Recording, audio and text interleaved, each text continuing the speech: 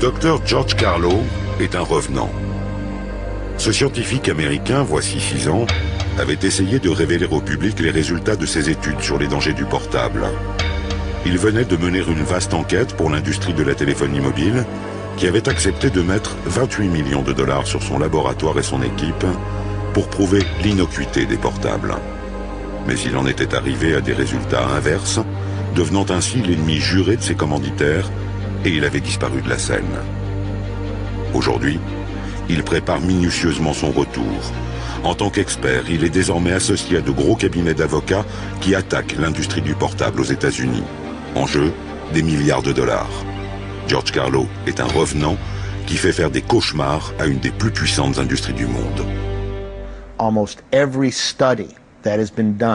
Pratiquement toutes les études qui ont été faites démontrent qu'il y a un danger. Et d'un autre côté, il n'y a pas une seule étude réalisée sur des utilisateurs de téléphones mobiles qui aboutissent à des conclusions de sécurité.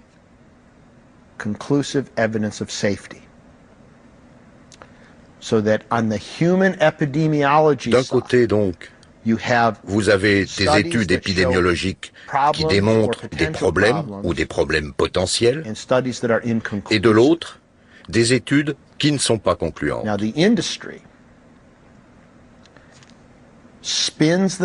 Seulement, l'industrie manipule la science et elle livre au public les études qui lui donnent l'impression d'une totale sécurité.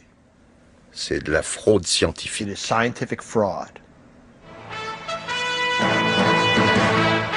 Petit retour en arrière, 1999. Carlo fait la une des grands médias américains. Bonsoir, nous allons commencer cette soirée avec un sujet qui, tôt ou tard, va préoccuper des millions d'utilisateurs de téléphones portables. Sont-ils sans danger? Peut-on attraper un cancer à cause d'un portable qui se trouve si proche de votre tête?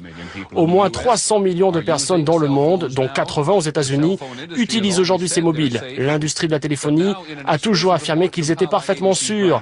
Mais selon notre enquête, l'homme chargé du programme de recherche de ces industries affirme que ce n'est pas vraiment le cas. 6 ans après que l'industrie lui ait attribué 25 millions de dollars pour une recherche scientifique destinée à établir l'innocuité des téléphones mobiles, le docteur Carlo est arrivé à la conclusion suivante. Nous avons des preuves directes de dégâts possibles provoqués par les portables. Brisant son contrat avec l'industrie et faisant l'objet de critiques au sein même de sa propre équipe, le docteur Carlo nous a confié que les études qu'il a pilotées suggèrent 2 problèmes potentiels. Des dommages génétiques précurseurs de certains types de cancers et d'autres maladies. Il n'a pas établi un accroissement du risque de cancer en général, mais un risque accru de développement d'une forme assez rare de tumeur au cerveau. Très peu de temps après que nous ayons obtenu ces premiers résultats négatifs et que nous en ayons parlé, on a mis le feu à ma maison à Chesapeake Bay. Elle a été totalement détruite. Les autorités ont conclu qu'il s'agissait d'une tentative de racket. Et voilà. De 1999 à 2005, le docteur Carlo a disparu des studios, traversé du désert. Mais aujourd'hui, ces temps difficiles sont presque oubliés. Patiemment, il constitue une équipe qui va l'épauler dans son nouveau combat contre l'industrie, cette fois devant la justice américaine.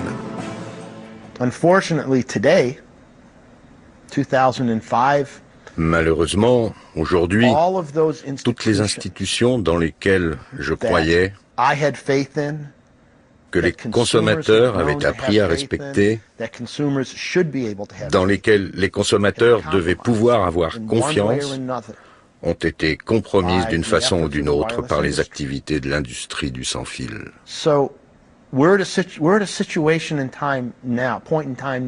Du coup, nous sommes dans une situation aujourd'hui où le recours à la justice est la seule façon de mettre en route des changements qui devront protéger les consommateurs.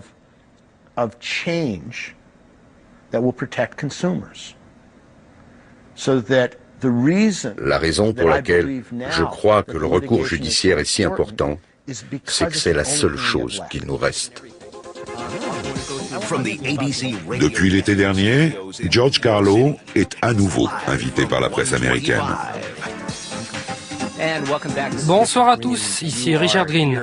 Je suis avec un des plus grands experts mondiaux sur les portables, auteur de téléphones portables, les hasards invisibles de l'âge du sans-fil. Le Dr Carlo, diplômé de médecine, est également juriste et il a dirigé de 93 à 99 un projet de recherche commandité par toutes les compagnies de téléphonie mobile, qui avait pour but d'établir une fois pour toutes que la technologie des portables est sûre et qui donc, 6 ans après, sort du bois et dit hey, « c'est pas du tout sans danger ». Nous l'avons avec nous en studio pour qu'il nous raconte tout ça, parce que chacun d'entre vous, j'en suis sûr, a un portable. Et que la mauvaise nouvelle, c'est que vos enfants en ont probablement aussi. Dr Carlo, à nouveau bienvenue. Merci. Dr Carlo, dites-nous ce qui ne va pas avec les téléphones portables. Ce que nous avons maintenant, c'est une quinzaine d'années d'observation qui démontrent que quand vous avez l'antenne de votre téléphone à proximité de votre corps, proche de votre tête, proche de vos tissus cervicaux, cela provoque une rupture dans la chaîne de l'ADN, donc un dommage génétique.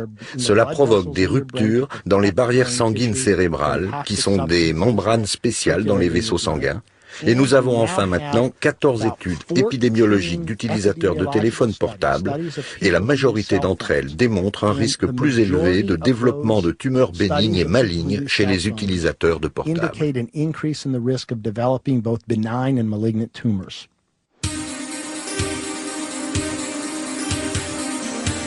Études, risques théoriques, mais pour pouvoir démarrer une procédure quelconque, George Carlo avait besoin de cas concrets. Il a trouvé le premier en Californie. Charissa Price a travaillé des années chez un gros industriel du portable. Elle testait à longueur de journée de nouveaux appareils. Et elle a fini par développer une tumeur. Pendant 6 ans, elle s'est battue pratiquement seule contre son employeur et en vain. J'ai perdu mon boulot. Je ne sais absolument pas comment je vais m'en sortir. J'ai plus de travail, j'ai développé une tumeur au cerveau, je n'ai plus d'argent, pas d'assurance, plus de plan de carrière. Je me suis battue pendant les 6 années qui viennent de s'écouler parce que j'avais été exposée au téléphone portable. Et malgré les études scientifiques qui sont maintenant disponibles, moi je n'y ai jamais eu accès pendant tout ce temps, ce qui fait que mon employeur m'a dit que mon job était sans risque et que je n'avais qu'à revenir.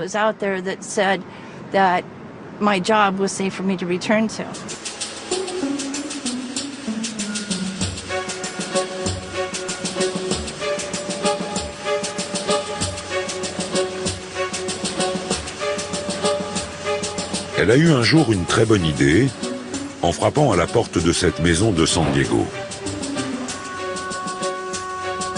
L'avocat Carl Hilliard a accepté de prendre en charge sur ses propres fonds la défense de Charissa Price devant un tribunal de prud'homme. En cet été 2005, elle vient d'avoir la confirmation officielle de ce que son avocat lui avait annoncé. Les prud'hommes de San Diego lui donnent raison. Pour la première fois, un tribunal reconnaît que sa tumeur au cerveau est due à l'utilisation du portable. Très bien, bravo. Mais ça veut dire quoi en fait? Eh bien, ça veut dire une victoire pour Charissa et pour tous ceux qui peuvent prétendre à des dommages et intérêts à la suite de problèmes de santé liés à l'utilisation de portables ou à l'exposition à des fréquences électromagnétiques. Ça va faire jurisprudence? Absolument.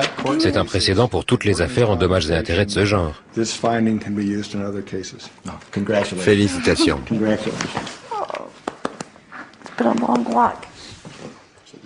Voilà la tumeur. Voilà la tumeur. Et votre métier, c'était de tester les téléphones portables.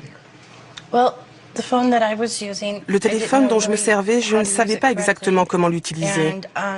Mon employeur m'avait dit que l'antenne était un truc avec lequel les filles pouvaient s'amuser. Je pensais que les radiations venaient plutôt du clavier. Du coup, quand je m'en servais, en pensant que c'était la bonne façon de le faire, je mettais le téléphone vers le haut. avec l'antenne sur le côté, comme ça.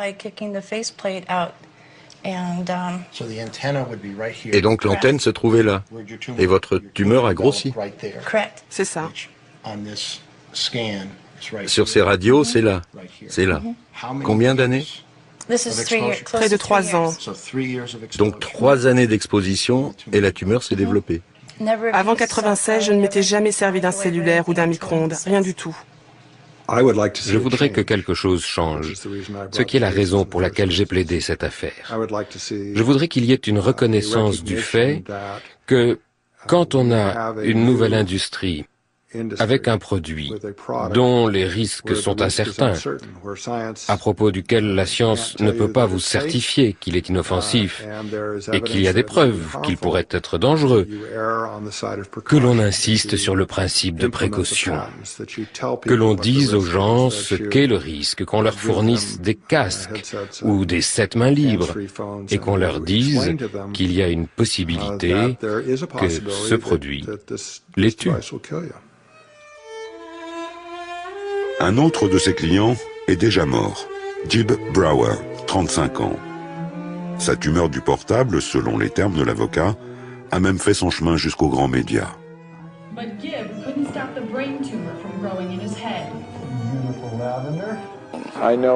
Je sais que je vais faire face à la mort tous les jours maintenant. Ça durera peut-être 1 an. Vous savez, ils disent qu'il n'y a pas de traitement pour le cancer que j'ai. Carlo et l'avocat défendent désormais toujours gratuitement les intérêts de sa veuve. C'est la première fois que je revois ces images. Depuis bien longtemps.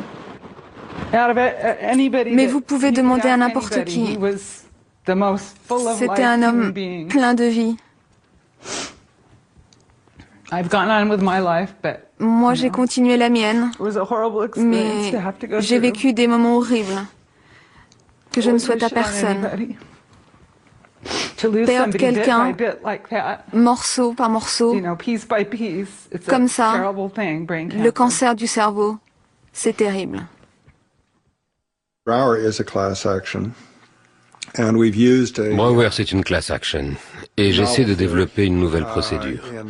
Nous poursuivons les bureaux qui ont homologué les standards, mais aussi les fabricants tout au long de la chaîne.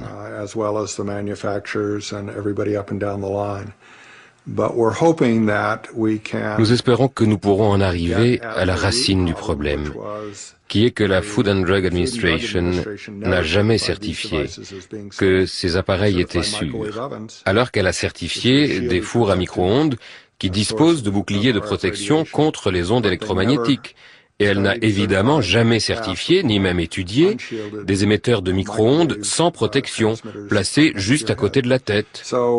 Pour moi, c'est vraiment un bon point de départ. Pourquoi ne pas avoir adopté ces procédures tout à fait adaptées en matière de protection de la santé? Pourquoi l'industrie a-t-elle été capable de contourner ces procédures? Et la réponse, c'est que la Food and Drug Administration dit, eh bien, nous, on ne s'occupe pas des transmetteurs. Ça relève de la Commission fédérale des communications, qui a fait savoir, de son côté, que les problèmes de santé n'étaient pas de son ressort. Tout ce qu'on fait, c'est réguler les fréquences. L'industrie s'est faufilée entre les deux agences, puisque ni l'une ni l'autre n'a émis à temps l'ordre d'être consultée.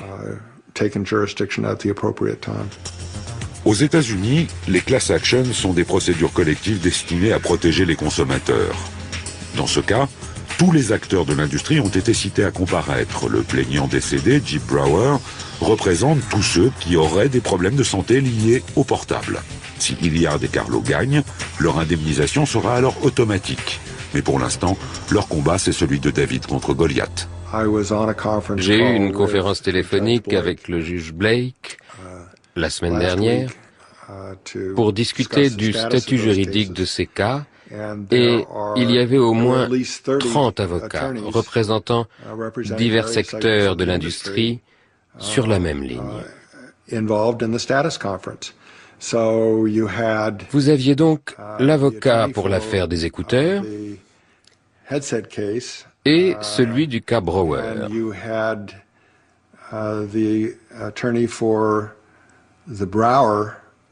C'est-à-dire 2 avocats contre 30. Et eux, évidemment, ils ont tous demandé des audiences complémentaires. Ça veut dire qu'ils vont tous se tenir les coudes jusqu'à la grande audience et que vous pouvez vous attendre à des tonnes de motions et à ce qu'ils mettent tant de poids et de puissance que ce sera très dur pour un petit cabinet de ne pas se faire écrabouiller. Aux États-Unis, l'industrie du portable réalise un chiffre d'affaires de plus de 100 milliards de dollars par an. Pratiquement un Américain sur 2 possède un portable et la tendance est à la hausse. En face, les plaignants commencent à se regrouper. L'industrie ne sait pas encore qu'un collectif de plusieurs plaignants a engagé le même expert, George Carlo.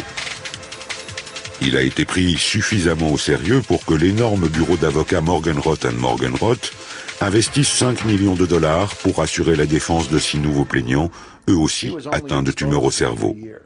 Pour ces avocats, le jugement des prud'hommes californiens est une excellente nouvelle. Elle se servait de son téléphone en posant l'antenne contre sa tête, là où la tumeur exactement s'est développée, et le fait est que cette tumeur s'est développée rapidement, au point que les docteurs Bradbauer et Black ont certifié qu'ils n'avaient jamais vu une tumeur accélérer aussi vite. Évidence, un cabinet aussi renommé que Morgan Roth & Morgan Roth n'investit jamais dans une cause perdue d'avance. C'est très important d'être capable de lever les fonds pour poursuivre, naturellement. Là, je ne pense pas que nous ayons un problème. Et puis, il y a le système ici.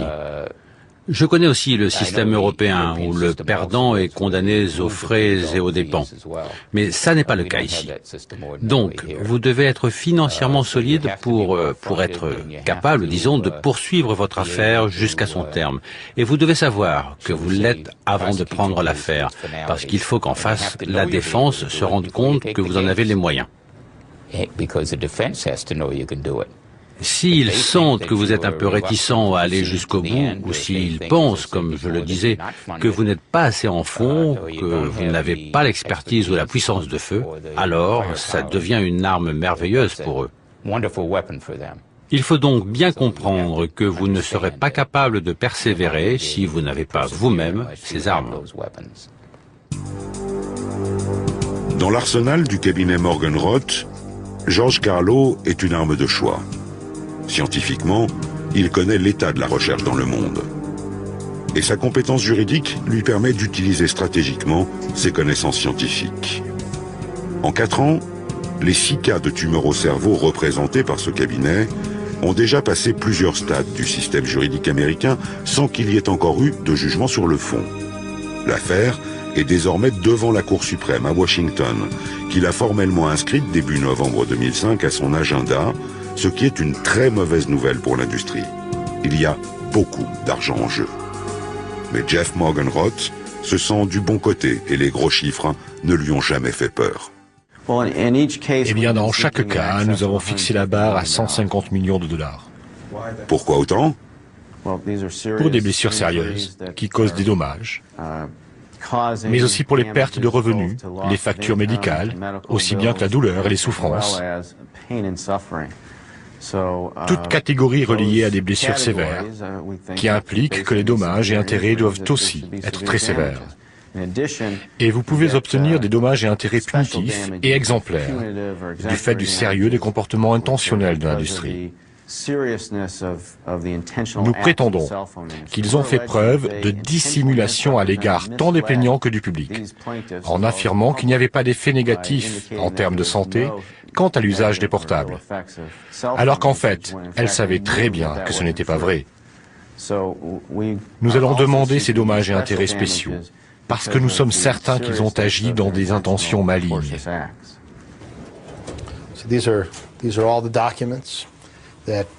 Voilà tous les documents accumulés depuis 1993 et on s'assure qu'ils sont conservés dans un endroit sûr. C'est important parce que tous ces documents seront vitaux dans la procédure à propos du comportement de certaines personnes. Et puis aussi, c'est important d'avoir une chronique précise de ce qui s'est passé ces 15 dernières années quant à cette importante affaire. Dans ces cartons ou dans ces bandes vidéo, il y a toute l'histoire et les raisons du divorce entre Carlo et ses commanditaires de l'industrie du téléphone.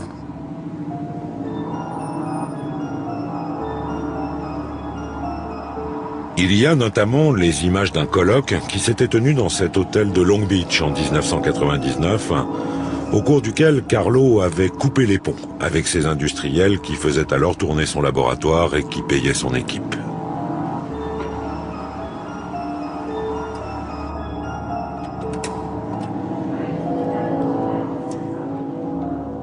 La salle n'a absolument pas changé.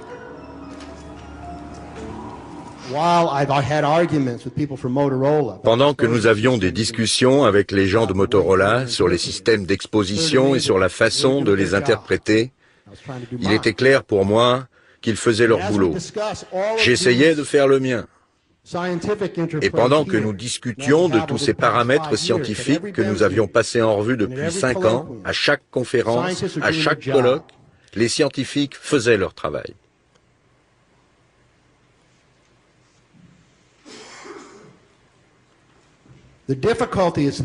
La difficulté, c'est que s'il est clair pour moi que tout le monde fait son boulot, il est également clair que les consommateurs ne sont pas protégés, ce qui me fait dire qu'il y a quelque chose qui ne marche pas dans notre système. La surveillance, après la mise sur le marché, les enquêtes, le contrôle doivent être considérés par l'industrie du sans-fil comme un coût incontournable dans leur business. C'est le minimum pour protéger les consommateurs.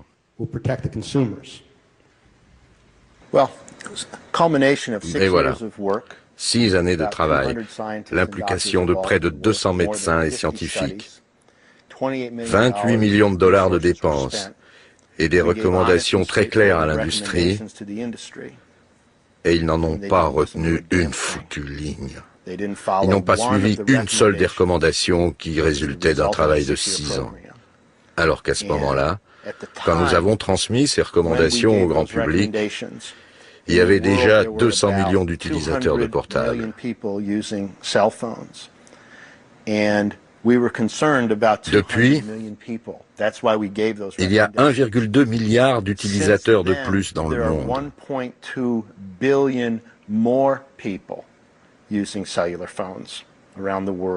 Bien que ces recommandations étaient destinées à aider et à prévenir des problèmes, elles étaient préventives. Et c'est le genre de choses que les responsables industriels devraient prendre en compte. Surveiller la technologie pour voir si des changements sont de nature à provoquer des dangers. Surveiller les gens qui utilisent cette technologie pour vérifier si oui ou non ils ont des problèmes de santé. Et si jamais un feu rouge s'allume, prendre des dispositions pour intervenir. Malheureusement, pas une seule de ces recommandations n'a été suivie et nous avons maintenant 1,4 milliard d'utilisateurs qui ne savent absolument pas à quelle sauce ils seront mangés. Aujourd'hui, dans ce grand hôtel californien, Carlo se sent un peu moins mal que lors de sa communication de 1999, accueilli dans un silence glacial. Il adore donner ses rendez-vous dans ce lieu symbolique pour lui, surtout quand il s'agit d'accueillir des personnalités scientifiques de haut niveau. Professeur Adalkofer, c'est un plaisir de vous rencontrer. J'ai beaucoup entendu parler de vous. C'est un plaisir pour moi aussi de vous rencontrer et de pouvoir discuter avec vous pour savoir ce qui est vrai ou pas. J'attends la même chose de vous.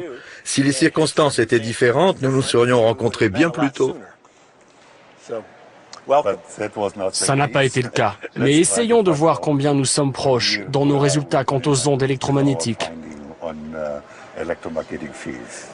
C'est exactement ce que je veux faire. C'est vraiment un plaisir. Ce professeur de médecine allemand a dirigé pendant 4 ans une étude européenne sur les ondes électromagnétiques, le programme REFLEX.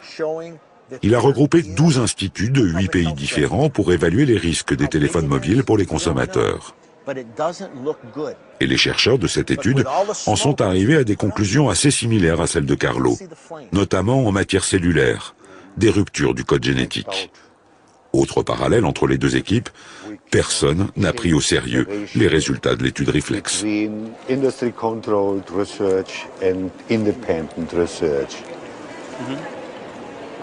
Je pense que si nous n'arrivons pas à modifier le ratio entre recherche purement indépendante et recherche financée par l'industrie, on n'arrivera pas à grand-chose. Ça prendra encore 10 ou 15 ans. Et si nous n'avons pas de chance, si par malheur le problème ne peut plus être dissimulé parce que la période d'étude a été longue et qu'il est démontré que le taux de cancer du cerveau a augmenté, là, on aura l'air fin. Après cette expérience grandeur nature sur des millions d'utilisateurs sans que jamais les conséquences possibles aient été prises en compte. Ce serait une vraie catastrophe. C'est incroyable.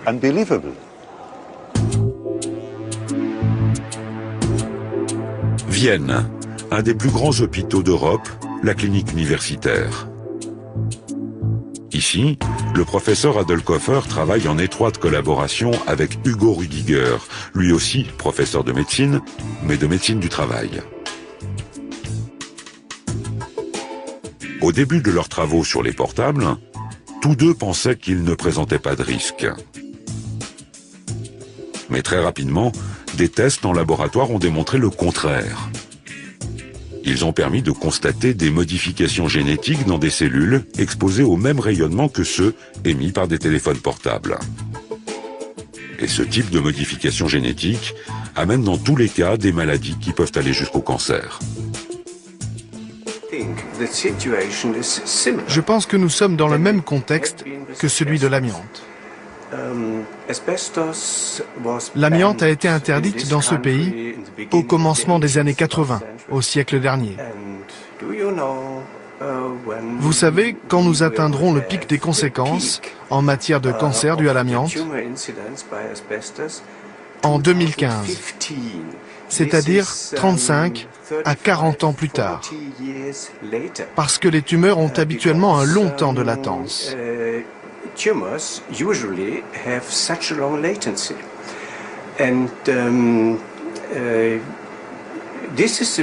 Voilà pourquoi nous pensons qu'il faut tirer la sonnette d'alarme maintenant. On ne peut pas attendre 40 ans de compter les morts pour constater que, ben oui, il y avait un danger. Il faut mettre en garde maintenant, tout de suite. Si on ne le fait pas, il faut craindre qu'il se produise la même chose avec les ondes électromagnétiques que ce qui s'est passé dans d'autres secteurs, comme le tabac, les rayons X ou l'amiante par exemple. Il y a eu beaucoup de mises en garde au début. Dans ces domaines-là, il y a presque 80 ou 100 ans. Mais elles n'ont pas été prises au sérieux. Les problèmes se sont développés pendant des années. Et ensuite, il a bien fallu faire le constat d'une énorme augmentation des cancers du poumon dus au tabac,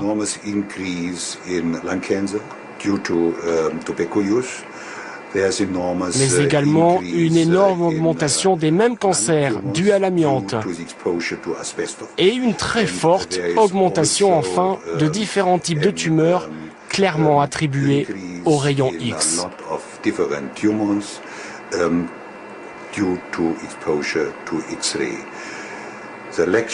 Ces constats sont terribles.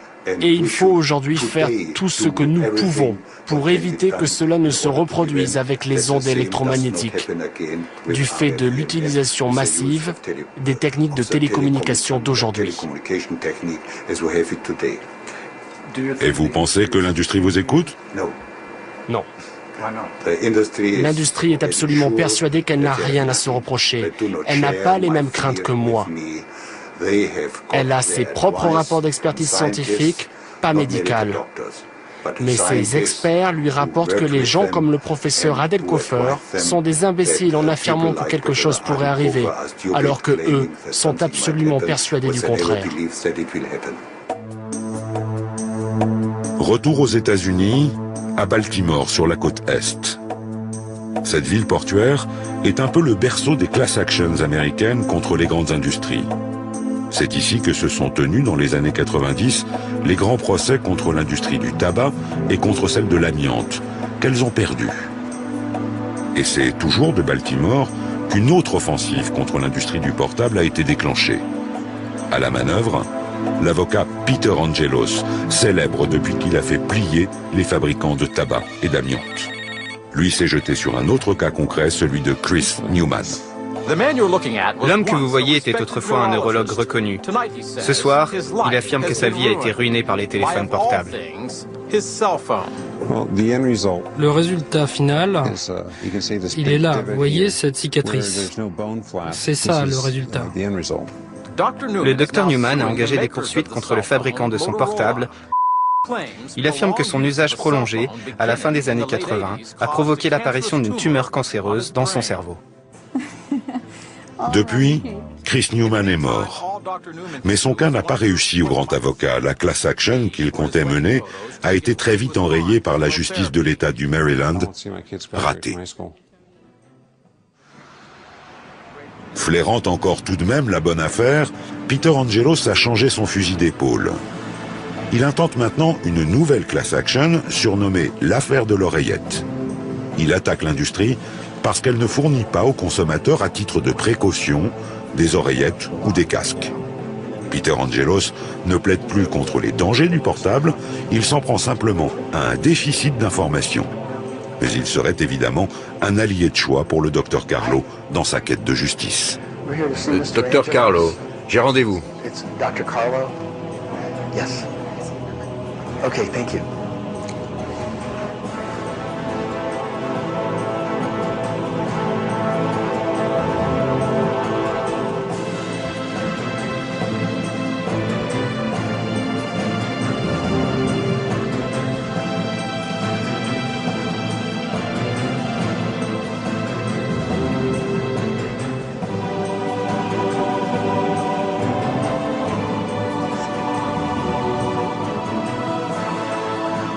Problème, le célèbre avocat n'a manifestement pas très envie de partager. Le docteur Carlo est conduit sans élégance, reste cependant grand seigneur. Il sait bien que Peter Angelos, l'avocat milliardaire, n'a pas très envie de faire savoir qu'il a pris des intérêts dans une usine de fabrication d'oreillettes et qu'il espère un beau retour d'investissement si la justice lui donne raison. C'est légal aux États-Unis, mais pas très élégant. Le docteur Carlo préfère constater que l'offensive d'Angelos ne sera pas inutile pour les consommateurs qu'il veut défendre. Dans ce type d'affaires, une demande de 800 millions de dollars inclut tous les dommages et intérêts possibles, y compris les sanctions punitives, et c'est destiné à ce que l'industrie change de comportement. Un verdict à 10 millions de dollars pour une industrie aussi énorme que celle-là ne les pousserait pas à changer leurs habitudes. 800 millions de dollars, ils sont obligés de faire attention. C'est pour ça que la barre est mise aussi haut.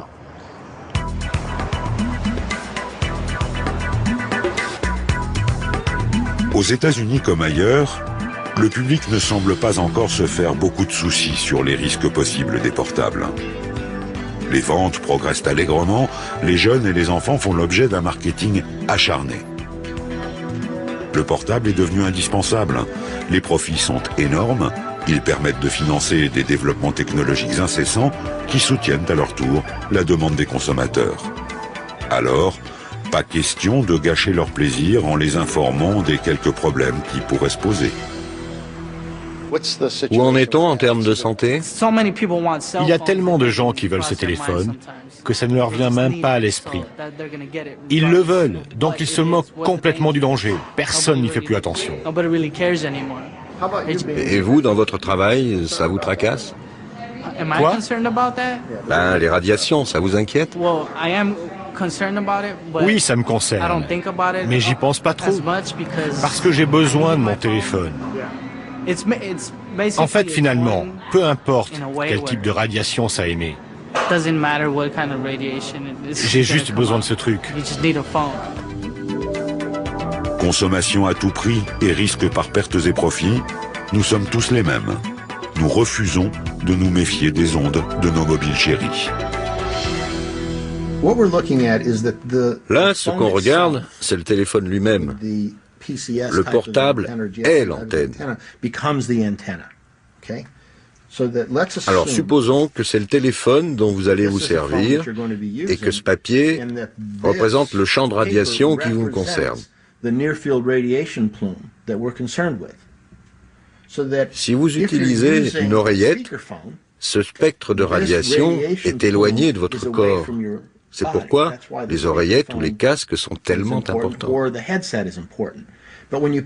Mais quand vous mettez ça contre votre tête, le spectre des radiations pénètre dans votre crâne. Et là, dans ce cas, là, comme ça rentre dans le cerveau autant que ça.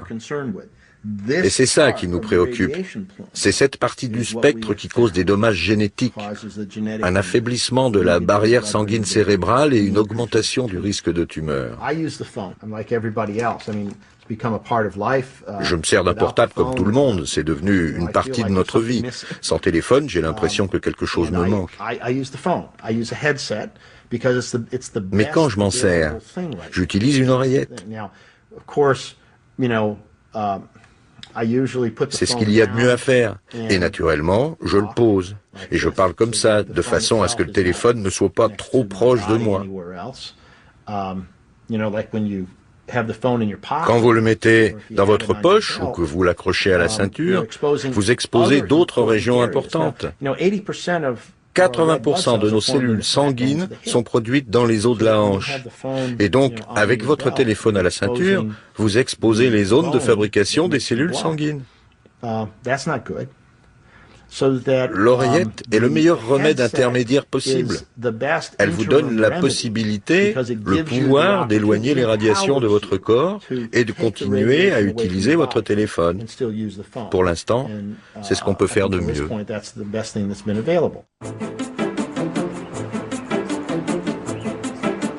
Washington.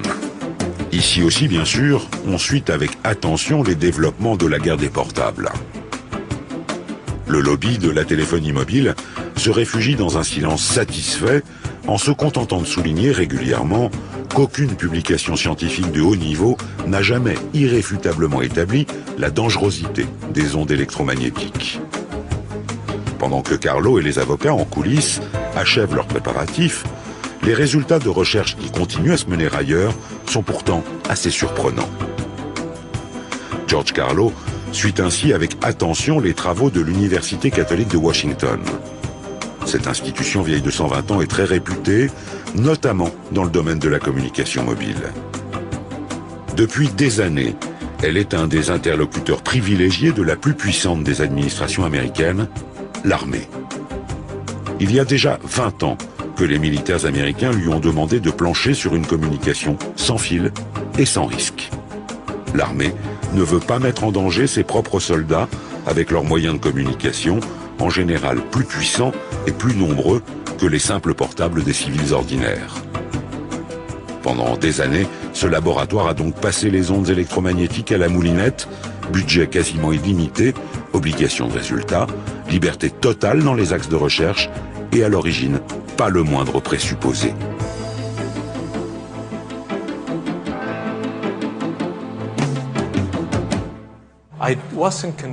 Je n'étais pas vraiment convaincu que les effets étaient réels jusqu'à ce que nous réussissions à les éliminer. Nous avons mis au point une méthodologie qui annihile ces effets. On peut en fait les annuler ou alors les redéclencher comme on veut, ce qui est en soi une démonstration assez puissante de leur existence. Et si on peut faire ça, il devient très difficile d'argumenter que les ondes électromagnétiques n'ont aucun effet. Du coup, la collaboration qui s'était établie avec les industriels de la téléphonie mobile est devenue un peu plus ardue. Au tout début, Les autres qui nous avaient contactés étaient très heureux de collaborer avec nous. Ils nous ont d'ailleurs autorisés à commencer nos travaux. Et pour des raisons diverses, quand il est devenu évident qu'il ressortait de nos travaux que des effets secondaires étaient possibles et qu'il y avait peut-être une solution, un petit peu de nervosité est apparue dans le management, qui a rendu nos relations de plus en plus aigres. En fait, ils ont voulu rompre et ne plus rien avoir à faire avec nous. Vous savez, c'est drôle, mais l'industrie est devenue nerveuse. Et dès que les choses sont devenues un peu moins simples, leurs scientifiques avec lesquels on était supposé collaborer ont été remplacés par des avocats.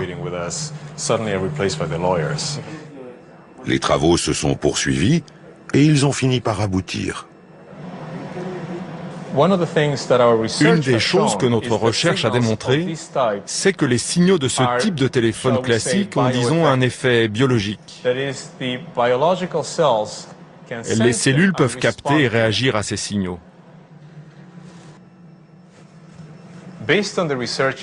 Dans notre laboratoire, nous avons développé un matériel qui peut être intégré au portable et qui permet d'inhiber les capacités de la cellule à répondre aux signaux périodiques émis par les téléphones portables.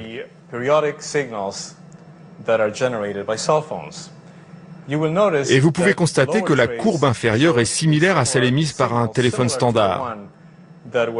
Ces signaux sont des pulsations périodiques qui représentent les salves qui sont émises par un GSM classique.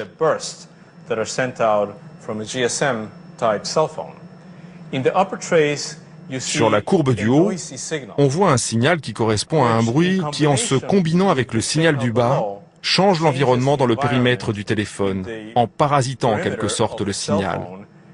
Et cela inhibe les cellules, qui ne répondent plus à cette combinaison.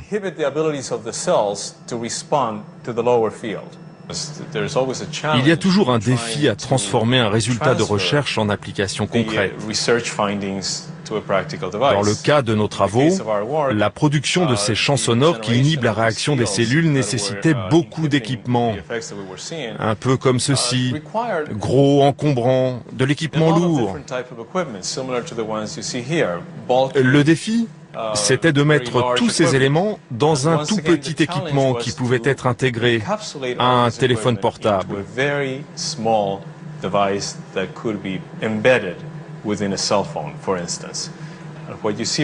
que vous voyez là, c'est le résultat de notre développement.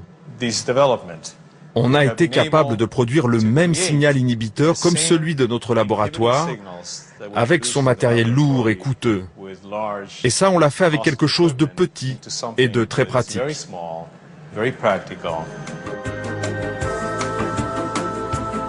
Ces travaux ont permis aux militaires américains de développer leur propre technologie de communication sécurisée. Et le brevet de l'Université catholique de Washington a été racheté par des industriels plutôt futés, les époux Bach, un couple d'origine danoise installé en Californie. Coût du rachat, 10 millions de $. Mais pour eux, le microprocesseur du Dr Penafiel représente une énorme opportunité industrielle. Si leur ami George Carlo va au bout de sa croisade contre les industriels du portable et qu'il la gagne, il y aura des centaines de millions de téléphones à équiper. George Carlo, aujourd'hui, est invité à une cérémonie au cœur du Capitole. Ses amis danois ont été remarqués par la communauté indienne aux États-Unis, qui finance une organisation baptisée Congrès mondial des affaires. Ils ont décidé de décerner leur prix pour l'innovation technologique au BAC. Ces Indiens-là sont également des industriels aux ambitions mondiales dans les produits à forte valeur ajoutée comme les portables. Rencontre saluée et soutenue par la représentante de la ville de Santa Barbara où les BAC ont élu domicile. Voici les BAC et ils m'ont exposé à moi et à d'autres ce qu'est leur projet en matière d'industrie du téléphone portable, qui est de les libérer de toute émission de radiation nocive. C'est un énorme progrès. Leur compagnie EMX développe ce projet et j'ai décidé de leur attribuer des crédits. À Santa Barbara, nous soutenons les recherches sur le climat, l'atmosphère ou l'environnement, mais nous n'avions encore rien fait dans ce secteur-là. Et puis nous vivons tous là, et en plus il y a une communauté très stimulante pour la recherche et les affaires. Ils viennent du Danemark, mais ils ont décidé d'installer leur industrie à Santa Barbara. Et je pense qu'un jour, le monde entier bénéficiera de cette technologie. Alors je voudrais qu'ils se lèvent. Leur certificat leur sera remis plus tard dans notre circonscription, mais je veux déjà leur serrer la main et peut-être bien faire une photo avec eux. Le prix de la meilleure technologie de l'année est donc décerné en 2005 à un système de téléphonie sécurisé. Sale coup pour l'industrie, ce prix salue la solution d'un problème qui, selon elle, n'existe pas.